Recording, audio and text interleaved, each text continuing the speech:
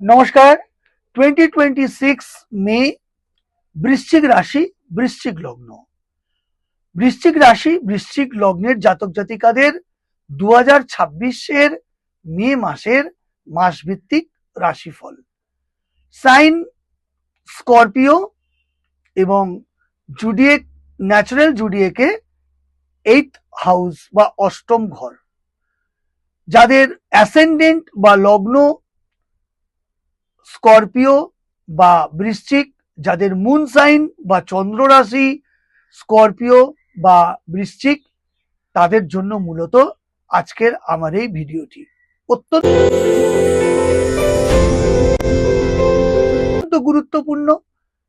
2026 সালের মে মাসের ভিত্তিতে যে মাসভিত্তিক রাশিফল বা আপনাদের এই মে মাসে কোয়ালিটি অফ টাইম, সময়ের গুণগত বৈশিষ্ট্য, অর্থাৎ সময় আপনাদের কতটা অনুকূলে থাকবে, ভাগ্য আপনার কতটা পক্ষে থাকবে, সময় কতটা বিপরীত থাকবে, কতটা প্রতিকূলতা দেবে, তা নিয়ে আজকের আমার মূল আলোচনার বিষয়বস্তু।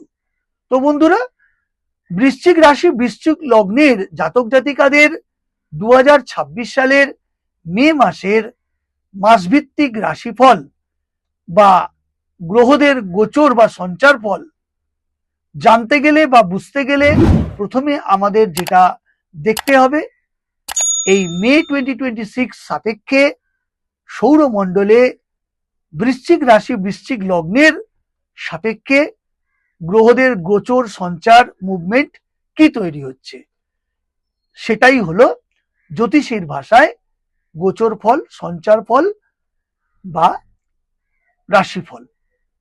তাহলে চলুন আমরা দেখে নিই মে 2026 বৃশ্চিক রাশি, বৃশ্চিক লগ্নের সাপেক্ষে গ্রহগত অবস্থান। প্রথমেই বলবো, আপনাদের রাশি বা লগ্নের যিনি অধিপতি মঙ্গল, তিনি মীন রাশিতে 11th মে অবধি গোচর করবে।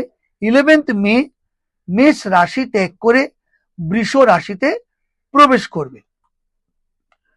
শুক্র আপনার বৃষ রাশিতে, অর্থাৎ আপনার সপ্তম স্থানে, আপনার প্রেম,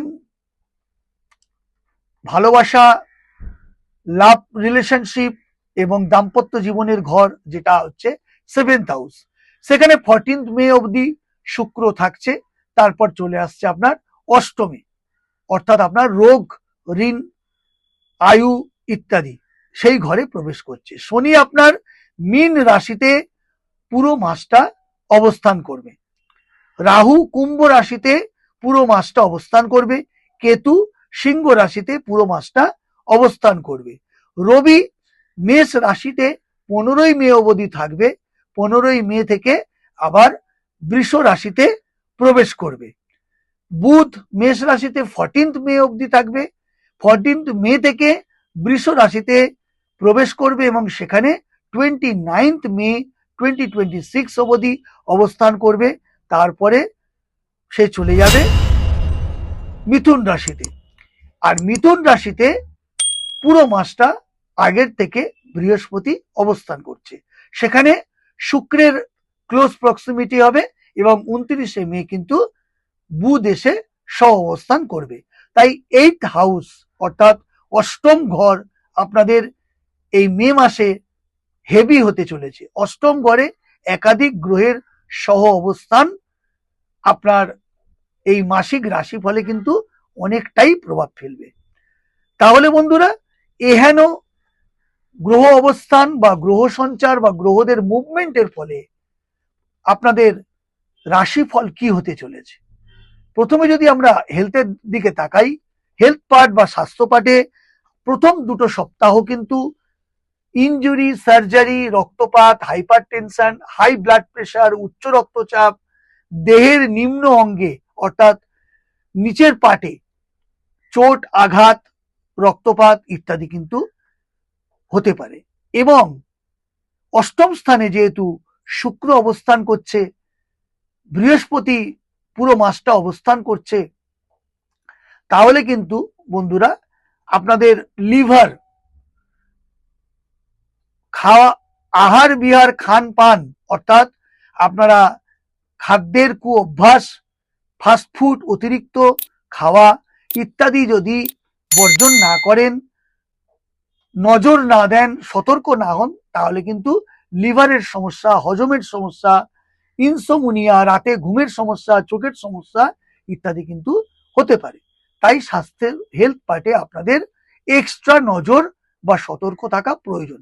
আয় বাড়লেও ব্যয় অত্যন্ত ভাবে প্রবল থাকবে। স্বাস্থ্যের কারণে, মামলা মোকদ্দমার কারণে, সন্তানের স্বাস্থ্যের কারণে এবং অনলাইন কেনাকাটা, আহার বিহার, খান পান এবং ভ্রমণ ইত্যাদির কারণে কিন্তু এ মাসে আপনার ব্যয় প্রবল হতে চলেছে। যারা কনসেপ্ট করবেন বলে ভাবছেন তাদের এ মাসটা শুভ হলেও থার্ড এবং ফোর্থ উইক অত্যন্ত শুভ। যাদের সন্তান আছে, সন্তানের সম্পর্কে সুখবর পাবেন, সন্তানের কৃতকর্মে আপনারা গর্ব অনুভব করবেন, তবে সন্তানের সঙ্গে সহানুভূতি ভাবে মিশতে হবে। যারা স্টুডেন্টস, শিক্ষার্থী, বিদ্যার্থী, তাদের পড়াশোনার পক্ষে অত্যন্ত ভালো, তবে কনসেন্ট্রেশন এবং পরিশ্রম দুটোই অত্যন্ত প্রয়োজন। উচ্চশিক্ষায় সাফল্য আসবে, দূর যাত্রা, বিদেশ যাত্রার সম্ভাবনা আছে। যারা প্রেম প্রীতি ভালোবাসার মধ্যে রয়েছেন তাদের বলবো প্রথম দুটো সপ্তাহ ভালো থাকলেও শেষের দুটো সপ্তাহ কিন্তু ইগো, মতানৈক্য, মতভেদ, মতপার্থক্য বা ইগো ক্ল্যাশের জন্য কিন্তু আপনাদের ব্রেকআপ হতে পারে। যারা দাম্পত্য জীবনে রয়েছেন তাদের উভয়ের প্রতি বিশ্বাসযোগ্যতা এবং ধৈর্যশীলতা রাখলে আপনাদের দাম্পত্য জীবন সুখময় হবে। তবে মুখের ভাষা, বাক্য প্রয়োগ, আটারেন্স ইত্যাদির ক্ষেত্রে কিন্তু সচেতন বা যত্নশীল হতে হবে। স্বামী বা স্ত্রীর স্বাস্থ্যহানি, দূরযাত্রা, অ্যাচিভমেন্ট কিন্তু এই মাসে লক্ষ্য করা যাচ্ছে। যারা মামলা মোকদ্দমা লিটিগেশনের মধ্যে রয়েছেন প্রথম দুটো সপ্তাহ কিন্তু আপনাদের রেজাল্ট তেমন ভালো না, ধীর গতিতে চলবে। তবে থার্ড এবং ফোর্থ উইকে আশাব্যঞ্জক ফল আপনার কাছে আসতে পারে। তবে থার্ড উইক থেকে কিন্তু আবার নতুন করে মামলা করার বা মামলাতে জড়িয়ে পড়ার সম্ভাবনা অত্যন্ত প্রবল থাকছে। যারা stock market, share market, bank, insurance প্রভৃতি জায়গায় অর্থ বিনিয়োগ করে থাকেন তাদের বলবো অর্থ বিনিয়োগের ক্ষেত্রে দীর্ঘমেয়াদী, বিশেষ করে অর্থ বিনিয়োগের ক্ষেত্রে গঠনমূলক চিন্তা ভাবনা করে, রিস্ক হবে না এমন ঝুঁকি না নিয়ে অর্থ বিনিয়োগ করুন, সজাগ সচেতন করে। এবার বলবো যারা ডক্টর, যারা হিলিং প্রফেশনে রয়েছেন তাদের প্রথম দুটো মাস থেকে তুলনামূলক থার্ড এবং ফোর্থ আপনাদের জন্য অত্যন্ত শুভ। যারা শিক্ষকতা করছেন তাদের মেধা, মেরিটের দক্ষতার ভিত্তিতে আপনাদের সম্মান বৃদ্ধি হবে, আপনারা কর্ম লাভ করবেন, কর্মবৃদ্ধি হবে। যারা লয়ার তাদের এ মাস অত্যন্ত ভালো আয়ের ক্ষেত্রে, তবে আপনাদের আটারেন্স, বাক্য প্রয়োগ, কমিউনিকেশনের স্কিলের জন্য আপনাদের তার উপর নির্ভর করছে আপনাদের অর্থনৈতিক পরিকাঠামো। যারা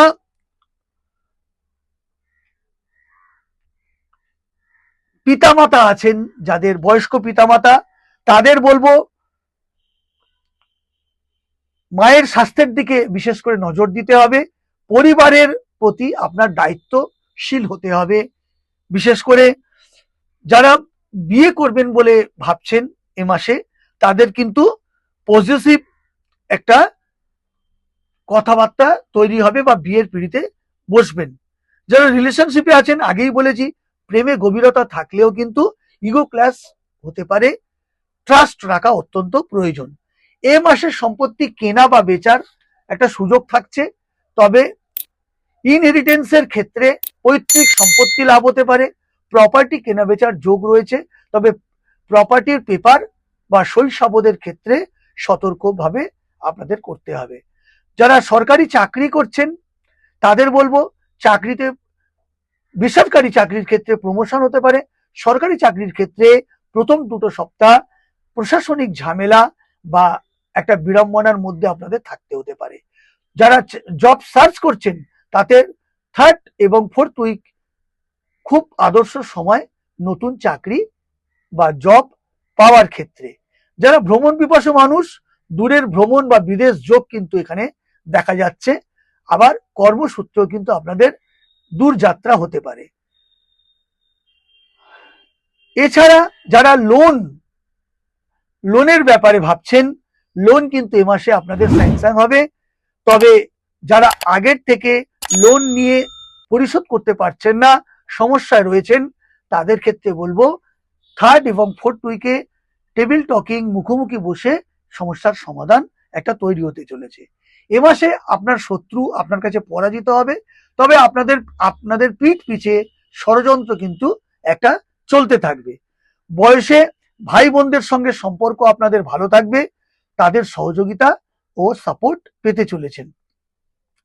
যারা পলিটিক্যাল ফিগার, রাজনৈতিক ব্যক্তিত্ব, তাদের পাওয়ার, ইনফ্লুয়েন্স অত্যধিক বৃদ্ধি পাবে। সেক্ষেত্রে আপনার কমিউনিকেশন, জনসংযোগ, আটারেন্স, বাক্য প্রয়োগ এবং ধৈর্যশীল হওয়া অত্যন্ত প্রয়োজন। যারা ব্যবসায়ী মানুষ, তাদের প্রথম এবং দ্বিতীয় সপ্তাহ বিড়ম্বনাপূর্ণ, ঝুঁকিপূর্ণ হলেও থার্ড এবং ফোর্থ উইক কিন্তু অবশ্যই ভালো। যারা হোটেল অ্যান্ড হসপিটালিটি বিজনেসে আছেন, তাদের এ মাস অত্যন্ত লাভজনক এবং একটা প্যাশনমূলক আয় উন্নতি হবে। যারা ট্যুর অ্যান্ড ট্রাভেলসে রয়েছেন, তাদের নতুন ক্লায়েন্ট এবং ব্যবসায় গ্রোথ আসবে। অত্যন্ত ভালো সময় এই মে 2026।